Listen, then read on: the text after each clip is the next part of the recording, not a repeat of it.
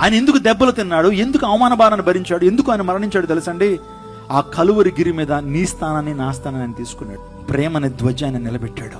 ఎవరైతే ఆయన త్యాగాన్ని ఎవరైతే అర్థం చేసుకుంటారో వారికి పాపక్షమాపణ, వారికి నిత్య జీవము, వాటిలో శాంతి, సమాధానం. యేసుక్రీస్తు ప్రభు నీ స్థానాన్ని నా స్థానాన్ని తీసుకుని ప్రభు నీ జీవితాన్ని సమర్పించావా? ఆ ప్రేమను ఎప్పుడైనా అర్థం చేసుకున్నావా? రక్షణ పొందావా? ఆలోచించే మారు మనసు పొందావా? నీ జీవితంలో మారు మనసు పొందకుండా, రక్షణ పొందకుండా, పాపాన్ని విడిచిపెట్టకుండా, నీ చెడుతనాన్ని కడిగి వేసుకోకుండా నువ్వేనాడు దేవుని రాజ్యానికి సమీపించలేవు. ఓ యెరూషలేమా, నీలో ఉన్న చెడుతనాన్ని కడిగి వేసుకో.